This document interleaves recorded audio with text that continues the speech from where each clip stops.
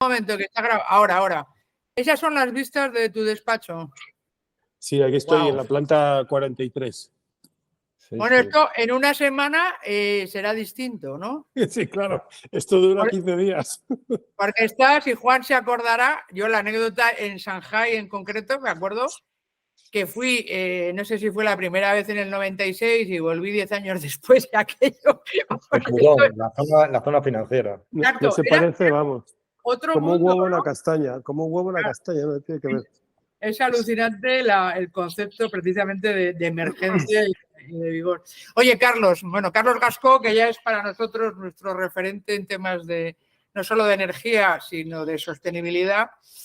Hemos tenido ya la suerte de contar con más colaboraciones tuyas y hace poco, relativamente, porque en noviembre, a finales de octubre, tuvimos una conversación para ver cómo estaba la preparación de la COP28, ahí que estás en Emiratos, que ha sido la anfitriona de la sesión. Y queríamos, con esta perspectiva de 2 meses, que no es mucho, pero suficiente, ver cómo, bueno, conocer más bien cómo ves tú la situación, el post COP28, la valoración que se hace desde allí, tú harás la que te parezca, ya sabes que aquí nos interesa tu visión y qué lectura ha hecho el anfitrión de lo que ha resultado la sesión, pero sobre todo en clave de transición energética, si hay un antes y un después y cómo ves tú la situación en este punto con la total libertad que tienes de cátedra en esta que es tu casa, que es relativa. Efectivamente, que es nuestra casa, Elena. Un placer, como siempre, es compartir algo de tiempo y algunas ideas con vosotros y con Juan, por supuesto. Y efectivamente, ha pasado un poco de tiempo y, bueno, yo creo que hay muchas lecturas, ¿no? Yo creo que ha sido una COP importante porque, ha traído esta región, que es una región, por supuesto, productora de hidrocarburos, al corazón del debate. Y para muchos ha sido una especie de, o era un anatema que quizás se ha roto en alguna medida, y para la mayoría ha sido una buena noticia porque se ha conseguido un lenguaje, se ha conseguido por unanimidad, ya solamente la unanimidad de tantos países, ¿no? Es prácticamente milagrosa, se ha conseguido empezar a hablar del problema último de fondo que hay, que es en qué medida entienden los gobiernos a escala global que los hidrocarburos tienen que iniciar una senda de abandono del mix energético y lo que se había considerado quizá hasta ahora una especie de resistencia muy notable, numantina por parte de los países productores, pues comienza a desaparecer y yo creo que tiene un valor muy positivo. De hecho, todas las valoraciones que hayamos visto, todas las declaraciones públicas de prácticamente la inmensa mayoría de los participantes y los países que se han manifestado, pues refrendan, ¿no? esta buena percepción y el esfuerzo que se ha hecho. Hubo momentos de muchísima tensión cuando se interpretaron las palabras del presidente de la COP, Sultan Al-Jaber, diciendo que, bueno, que más o menos negando el cambio climático relacionado con las emisiones de los hidrocarburos y de origen antropogénico. En realidad, yo creo que fueron interpretaciones. En mi opinión, el mensaje de Al-Jaber era la prosperidad económica que ha construido el mundo hasta ahora se ha fundamentado en los combustibles, en los combustibles fósiles. No echemos todo eso en saco roto porque todo lo que tenemos en su inmensa mayoría viene de allí. Otros avances importantes, pues también en temas de metano y en temas financieros, ¿no? Se empezó a hablar y se empezó a poner dinero de una forma relativamente notable. No sé si vamos a llegar. Los números que yo he visto aquí, sumando todas las piezas y todo lo que hay, habla de 98.000 millones de dólares que hay que movilizar. Eso es otra cosa. Pero yo daría una vuelta más a todo esto, iría un poco más allá, ¿no? Yo creo que la gran virtud o no sé si es una virtud, pero lo que quizá tenga más valor para la región también ha sido darse cuenta de que en cualquier escenario, en cualquiera que maneje, incluso los escenarios de descarbonización más profunda y más rápida, el papel del petróleo no va a desaparecer de la noche a la mañana. Es decir, hablábamos hace relativamente poco de las buenas perspectivas que habíamos alcanzado, quizá una meseta o un pico en la producción de petróleo, pero si tú ves los datos que hizo públicos la Agencia Internacional de Energía en diciembre, pues vamos a volver a subir otra vez un 5 o un 7%, vamos a pasar de 100 millones de barriles al día a 108 millones de barriles al día a finales de esta década, en el 28, en el 29. Bueno, es una reducción del ritmo de crecimiento, incluso un aplanamiento. Se puede empezar a pensar que esos 105 o 110 millones de barriles diarios es ese techo, pero claro, ese techo es completamente incompatible con las sendas de crecimiento de emisiones que parece que se refrendan en esta otra reunión. Y al mismo tiempo, las previsiones de crecimiento de la demanda de gas son bestiales. Estamos hablando de que el gas puede aumentar entre un 30 y un 40% en los próximos 20 años. Entonces, aquí surge, para mí, lo que ha sido la gran ausente de la discusión es qué medidas se van a tomar por parte, no de los países productores, sino de los países consumidores para reducir la demanda. Porque no nos olvidemos que si hay una demanda y la demanda está viva y latente, en el mejor de los casos vamos a considerar que es estable, pero alguien la va a satisfacer. Los países de esta región del mundo tienen un petróleo especialmente bueno por dos razones. Primero, porque es el más barato de producir, y segundo, es el que tiene menores emisiones asociadas. Y además, las economías de la región se han comprometido a descarbonizar sus propias economías. Van a descarbonizar el proceso de extracción de hidrocarburos, lo que sería el Scope 1 y 2. Por supuesto, el petróleo que vendan no hay manera de descarbonizarlo hasta que no haya una tecnología que lo descarbonice. Pero, ¿dónde está o dónde ha estado la responsabilidad de los países consumidores para reducir la demanda? Si no lo exporta Emiratos Árabes Saudita, pues lo exportará Rusia o Nigeria o Venezuela o el país que tenga, porque mientras exista esa demanda, habrá una oferta que la satisfaga. Eso para mí ha sido algo que ha quedado pendiente en el debate. Veremos si en la COP de Azerbaiyán en el futuro pasa la bola. Y yo creo que esta ha sido la COP donde los productores han entendido que su producto ya no está de moda, que tiene que reducirse, donde se ha certificado que la demanda ha llegado a un pico, donde se ha puesto, digamos, por primera vez, yo creo, se ha puesto encima de la mesa el final de la final a medio plazo, por supuesto, y ahora volveremos un poco sobre eso. El final de la economía de los hidrocarburos, pero desde el lado de la oferta, yo creo que hay que moverse ahora también, si queremos que pase de verdad, al lado de la demanda. A ver quién es el que le pone el cascabel a ese gato y dejamos de pensar en que es un problema del que te lo vende cuando el que lo está comprando es el mundo occidental en general. Qué malos son los productores de petróleo y yo qué bueno soy que toque ir al coche de gasolina. Claro, esto me recuerda a otros mercados, ¿no? Que en economía, como bien sabéis los dos, se comentan, ¿no? Cuando son productos que se consideran malos para la sociedad. No quiero poner alguno más lúdico, pero los hay, puede ser el juego, por ejemplo, ¿no? Sin irnos a otras cosas, dices, oye, pero ¿de quién es la culpa? ¿Del ludópata o del que te pone el casino? Bueno, pues de todos, pero efectivamente está bien el punto. Es cierto que al ser el anfitrión, atraes los focos a tu persona, ¿no? Como diría la Pantoja. Claro. Dices, oye, aquí, me pones en el foco y resulta que tú eres el que produce el producto malo, pero es muy cierto lo que dices. Y al final es la demanda, lo que no van a hacer los países árabes en este caso, es si hay una demanda creciente, no satisfacerla si tienes un producto que además es bueno, ¿no? Eso sería poco realista, poco práctico y nada recomendable por otro lado, ¿no? Me parece muy interesante, yo lo valoré así también en radio cuando me preguntaban sobre esta cuestión. Y es que a mí el hecho de que todos estén en la mesa es fundamental. Es decir, y no puedes tomar decisiones que quieras que sean sostenibles en el tiempo al margen de quien tiene que ser, como es el caso, un actor principal.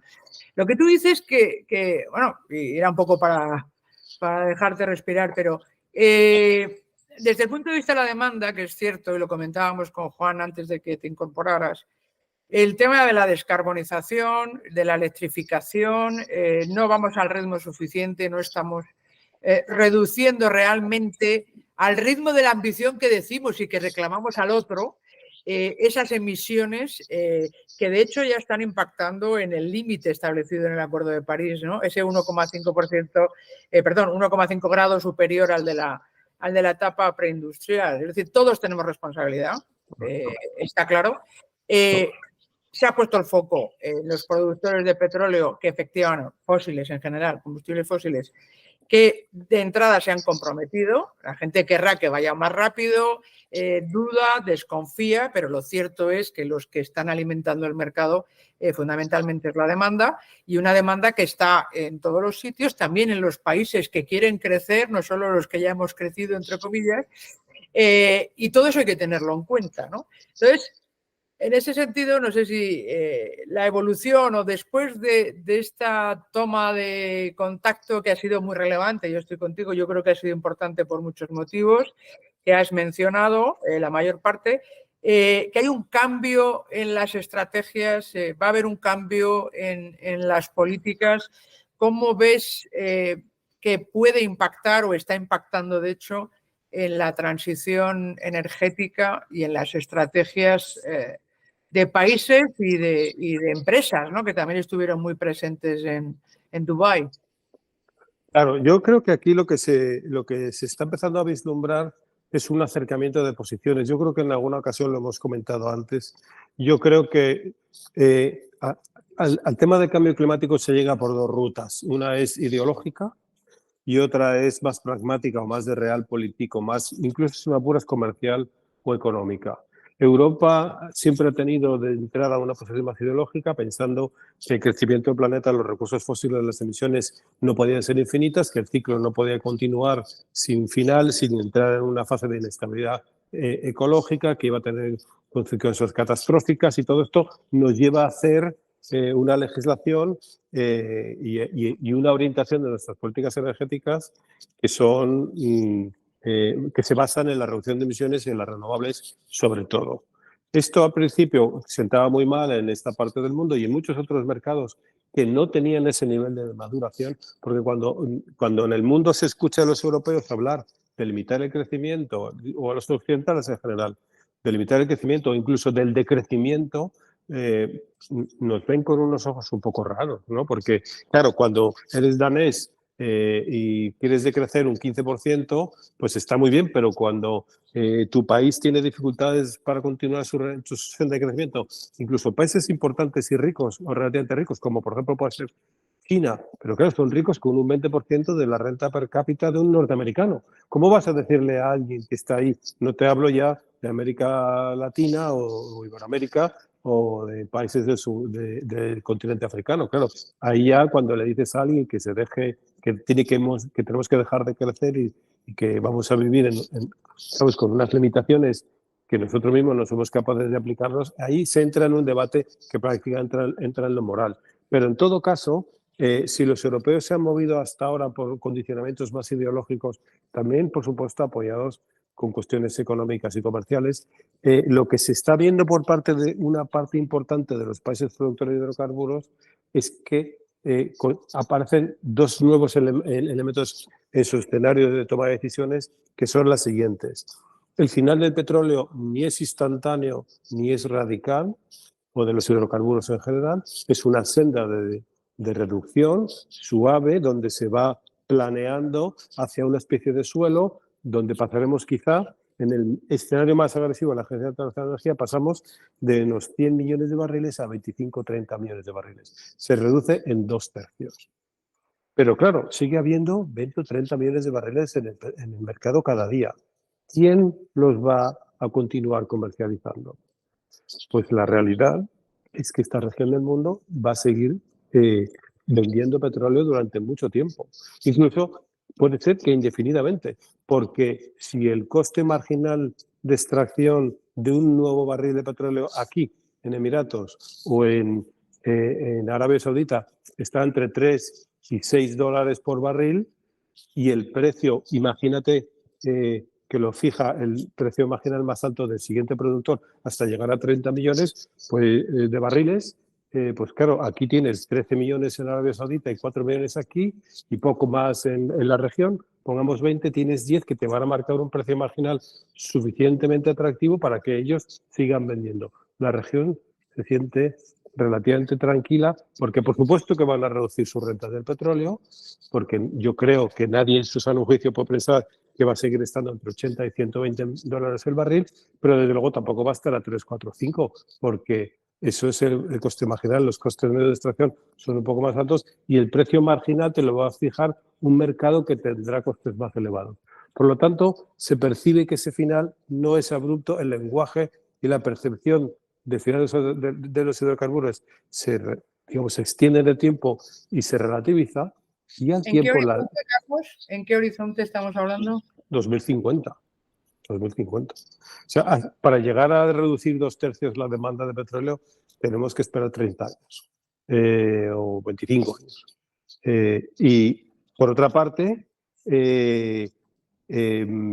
las rentas del petróleo acumuladas en los fondos soberanos, tanto en Arabia Saudita, pero sobre todo aquí, se están reinvirtiendo en energías renovables y en tecnologías renovables que son, digamos, con garantías de éxito futuras. Nadie en su sano juicio reinvertiría todas sus rentas en mercados que van a estar en disminución.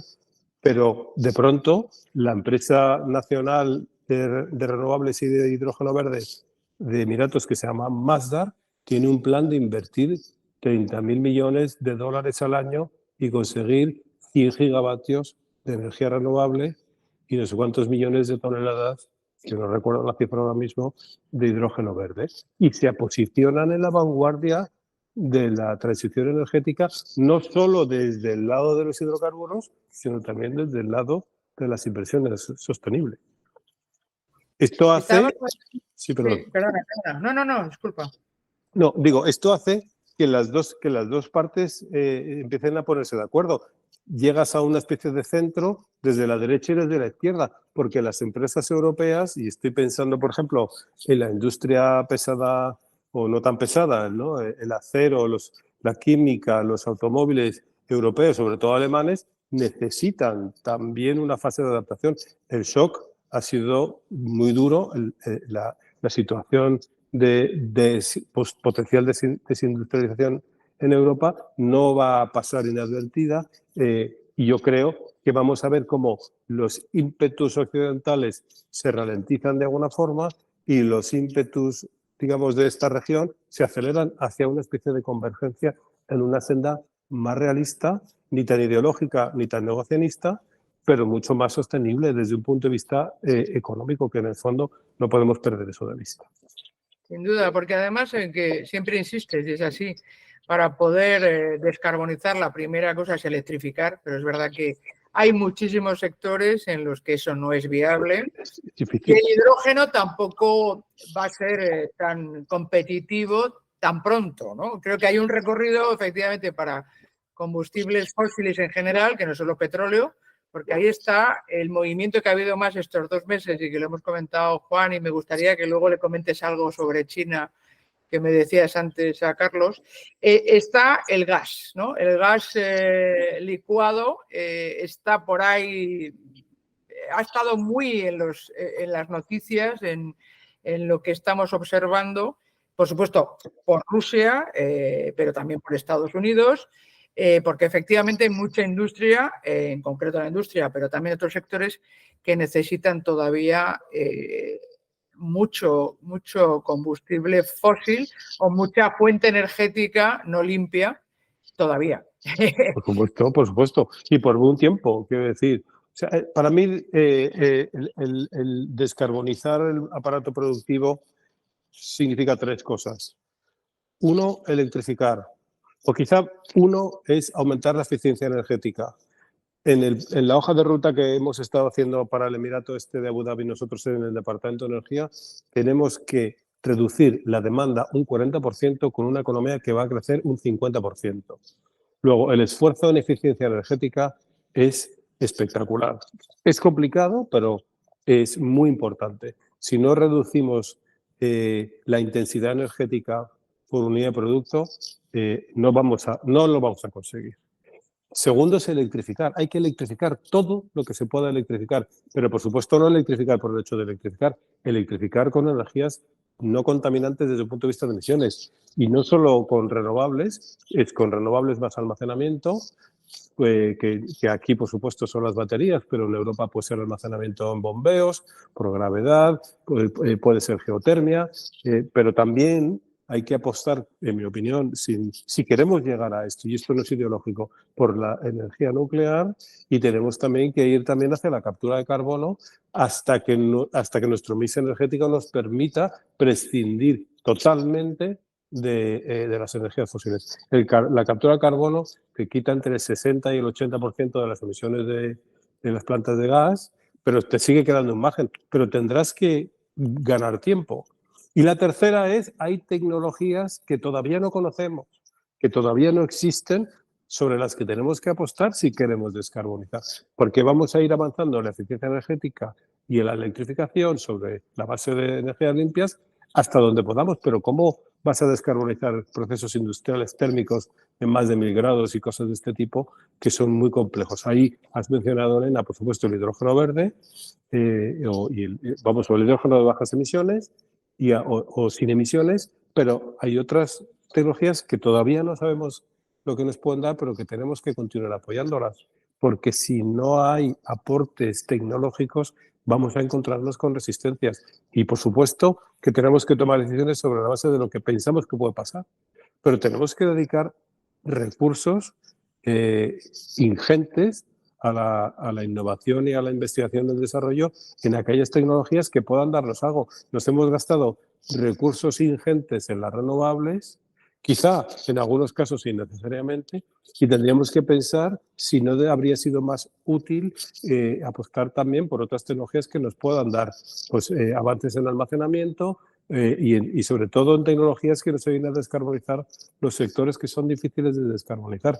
Y por último, y muy importante también, si la descarbonización supone una pérdida de competitividad, un aumento de los costes de producción, tenemos que preparar la opinión pública. Cuando uno vaya a la tienda, una silla hecha con acero, con plástico y con materiales libres de emisiones va a costar quizá, por lo menos a la vista de lo que conocemos ahora, un 15 o un 20% más que una silla contaminante. Pero hay que pagar la diferencia o hay que asumir que no se van a lograr los escenarios de descarbonización.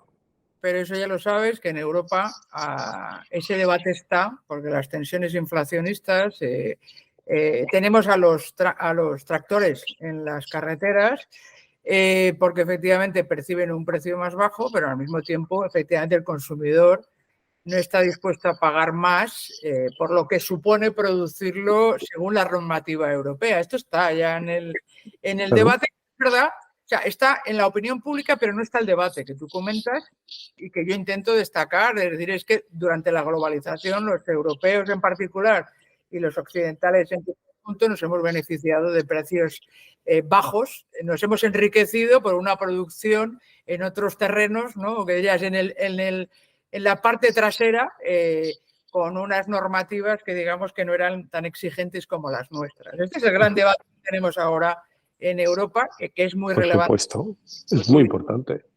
Yo querría... global, sí. Sí, perdona, no, pero efectivamente este es un gran debate que está todo muy vinculado y los costes de la energía es crítico, ¿no? Yo lo veo, que trabajo para una empresa de manufacturera espacial, pero al final es manufacturera, y el coste de la energía ha sido crítico, en concreto por el gas, ¿no? Pero por mucho que estás en esa intensificación, pero es un reto en el que a mí la duda, estaba intentando buscar la referencia de un libro que me gustó mucho, que era El poder de la distribución creativa, que se basaba en Schumpeter, pero que es moderno, ¿no? Los franceses, Y justo lo que decían, al hilo de lo que decías de la tecnología, que hay veces que sin ser dogmático ideológico en las políticas que pone sobre la mesa en el caso europeo, sí que es cierto que parece demostrarse que o dejas muy clara que la alternativa es esa, o no se genera la escala y el ritmo necesario para conseguir una tecnología disruptiva. Porque siempre va a haber, mal que bien, vamos aguantando, entonces no pones toda la inversión necesaria para que se produzca esa tecnología disruptiva que en el caso que nos ocupa, y como tú bien has dicho, sería fundamental. Porque por mucho que vayas mejorando la intensidad, la eficiencia energética, por mucho que vayas añadiendo electrificación, siempre va a quedar un residuo, que ahora no es un residuo en absoluto porque es una cantidad muy importante, que solo vas a poder eliminar si es con una tecnología que ahora no conocemos. Entonces, ese mercado y esa presión puede que efectivamente aconseje una rotundidad en el horizonte y por eso es tan importante la COP. Es decir, si todos estamos de acuerdo en que va por ahí, todos intentarán aprovechar el espacio de tiempo que quede hasta la disrupción, pero sin que eso inhiba la generación de la disrupción. ¿Me explico? Eso es una tensión muy importante a la hora de generar incentivos adecuados, ¿no? a que las empresas sean más eficientes, pero también para que innoven, ¿no? Pero en ese punto quiero introducirte en otro lado del globo, por la parte que tiene Juan, que se va en 2 semanas, se va a China a pasar otra temporada. Lo que me comentabas, Juan, de los volúmenes que hablábamos, la escala china, ¿no? que igual que hablas tú en el caso de Arabia, la escala china, no solo como consumidor, es un gran demandante de combustibles de todo tipo, pero fósiles también. Pero en esa carrera que tú comentas de energías alternativas, efectivamente no solo renovables, el tema nuclear es fundamental, yo estoy contigo. Pero es una escala que casi nos costaba decir la cifra, ¿no, Juan? Si te parece. Sí, bueno, es que ayer sí, estaba mirando un proyecto en China que están construyendo por el desierto septentrional en Occidente, en la zona occidental, en los desiertos, y hablaban de una potencia de 455 gigavatios. Y yo intentaba poner en escala qué es lo que significa esa. Y era tan enorme la cantidad de electricidad que podían producir que es que ni siquiera me atrevía a decirlo, porque daba a millón. Era la producción para un país entero sin ningún problema. Entonces estamos viendo que China sigue siendo productor, pero la escala de los proyectos de energías renovables que están haciendo ahí, y no solo en China, porque he visto que en Indonesia también, una solar tremenda, otra en India.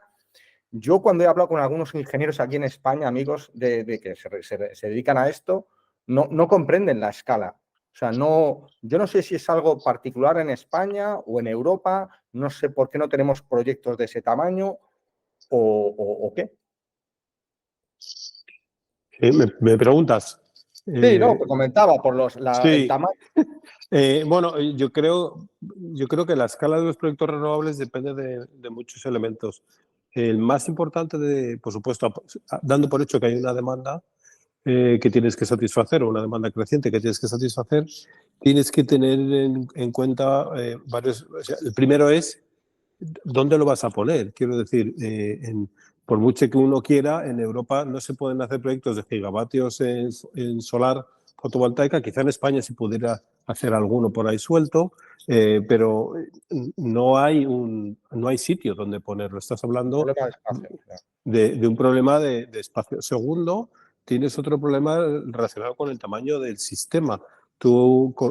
España tiene aproximadamente, si no recuerdo mal, algo más de 100 gigavatios en su totalidad instalados, con una demanda que debe estar entre 40 y 45, 48 gigavatios de demanda pico. Claro, si tú metes un solo proyecto que tiene 5, pues el sistema se desequilibra. Quiero decir, y si además es de una energía que es variable, como las renovables, que son variables, sobre todo la eólica y también la solar, aunque son previsibles, pero son variables, te genera problemas de integración en la red y te genera problemas de exceso en los momentos que no hay mucha demanda. La demanda, además, como sabes, fluctúa por días, por estaciones del año, con temperatura, una serie de cosas. Entonces, esos proyectos tan grandes corresponden a mercados igualmente grandes.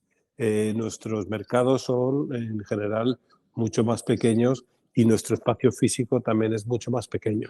Yo creo que hacer un proyecto de 2, 3, 4 gigavatios, 3.000 megavatios, 4.000 megavatios de solar fotovoltaica en España, primero habría que ver dónde se puede poner, si es que se puede, y segundo, qué impacto tendría en la red española que se podría ver comprometida en su funcionamiento, pues en caso de avería o en caso de condiciones climáticas, de que haya nubes, en fin, es complejo desde el punto de vista técnico. Hay un tema, Carlos, que como tú bien sabes, de infraestructura y de redes y de mercado, de gestión del mercado que has comentado de manera muy pedagógica, que que añaden ese plus, ¿no?, de tener una red bien conectada a la demanda. Claro. Que en el caso de las renovables es crítico, efectivamente, ¿no? Otra cosa es producción de energía que se pueda llevar a otro lado, como puede ser el caso del gas, con el gas licuado, que estás aquí con los barcos aquí por todo el mundo moviéndose, y luego regasificas.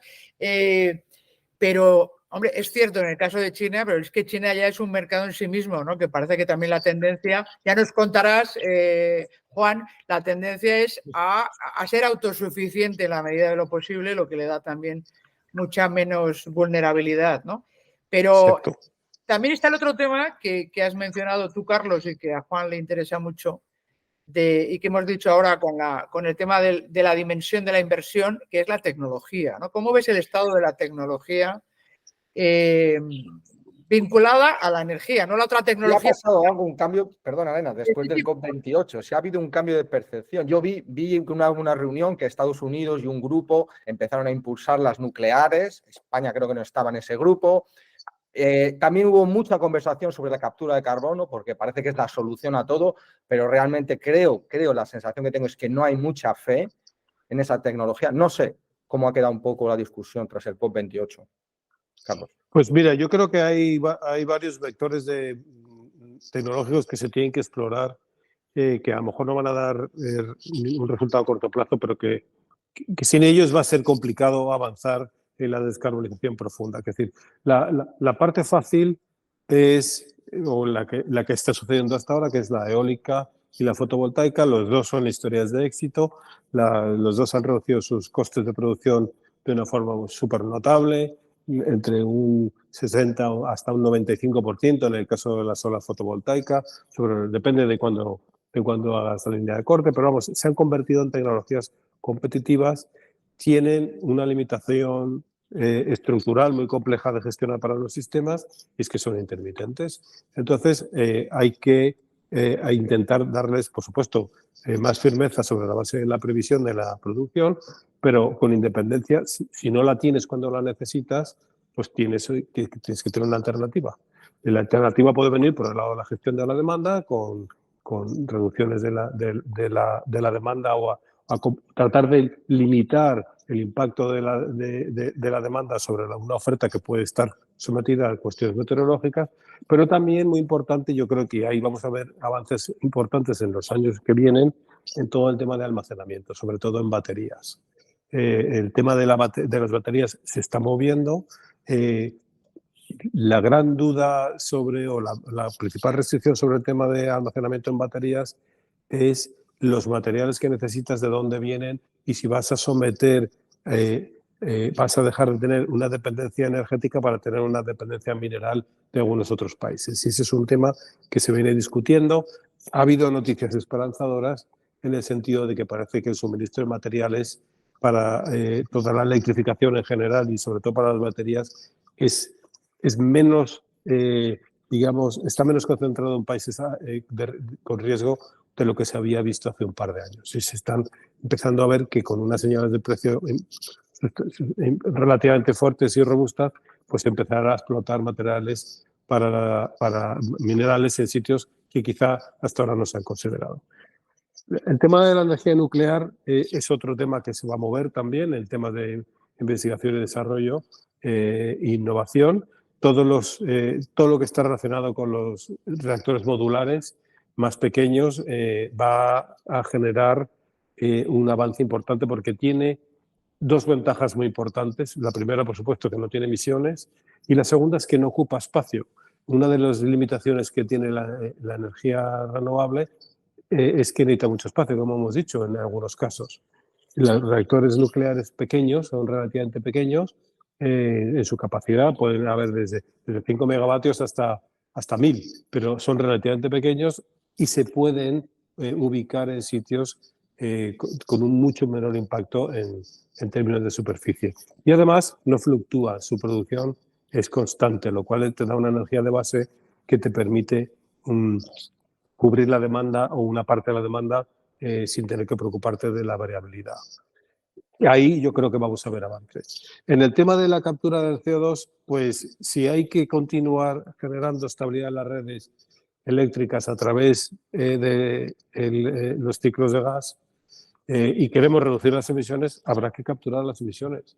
Hasta ahora ha funcionado poco o muy poco, tarde, mal y nunca, como diría alguno, pero es que como decía antes, se ha ido avanzando en todo lo que se podía avanzar, pero estamos llegando a algunos límites de saturación de algunos mercados donde meter otro megavatio más de energía renovable puede cuestionarse desde un punto de vista de suficiencia económica.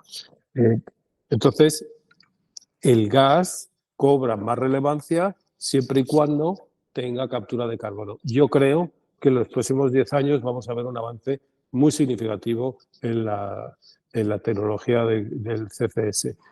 El problema es que es una tecnología compleja, es una tecnología cara y después hay que almacenar el CO2. El CO2 puede tener usos comerciales o puede ser que no los tenga y hay que llevarlo a un sitio donde se pueda meter bajo tierra con total garantía de que no va a salir, porque son inversiones muy caras que no pueden dejarse al albur de la suerte. Y ahí tiene algunas limitaciones, pero sí creo que vamos a ver un desarrollo de esa tecnología. Y además lo creo y lo espero. Vamos a estar expectantes, Carlos. Exactamente. No te quiero robar más tiempo porque sé que tienes una agenda tremenda y te agradecemos un montón, que siempre aprendemos. Un placer. Aprendemos mucho contigo y nos da inputs para otros debates que vamos vinculando a lo que tú nos cuentas y que nos apuntas, así que no quiero robarte más tiempo, Carlos. Yo creo que está bien que charlemos de vez en cuando, como te digo, esta es tu casa. Y bueno, vamos a mover esos debates que dices que no se mueven lo suficiente, ¿no, Juan? Hay que moverlos. Lo que se ve desde fuera de Europa, quizá como resumen un poco con lo fondo de la conversación, es que hay más de lo que se gestiona o de lo que se maneja o de lo que se quiere asumir en Europa. Hay más opciones, hay más realidades, hay más condicionantes y hay más, sobre todo, oportunidades. Entonces, no nos dejemos cegar, no nos dejemos guiar en exceso por cuestiones que son más ideológicas que realistas. Hay que ir un paso atrás y mirar al mundo, porque lo que nos parece fatal, estoy pensando, por ejemplo, en un reactor nuclear modular, en otras partes del mundo va a pasar y a lo mejor nos vamos a quedar detrás porque no somos capaces de coger ese carro. Si no somos capaces de tener una industria competitiva, la industria irá donde esté la energía competitiva.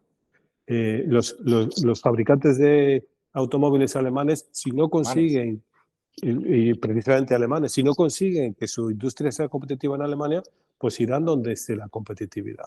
Entonces, no se trata de ser alarmista, pero sí de ser realista. Ese es mi mensaje último. Muchas gracias. No, ahí intentamos, yo por darte el update, la actualización, es romper burbujas, justo lo que has dicho. No tengamos una mirada de túnel. En cuanto a opciones únicas, hay que abrir la mirada, construir escenarios alternativos y esa mirada sistémica en la que, como tú bien dices, puedes decir, oye, mira, en una cuestión concreta como es la energía, queremos energía limpia, pero siempre se tiene que conectar no solo con la producción, sino con la demanda, qué sectores necesitan esa energía y a qué precio, porque si no te acabas cargando el sistema que nos hace ser una de las zonas más prósperas del planeta. Muchísimas gracias, Carlos. Vamos a acabar aquí la grabación. Un gusto.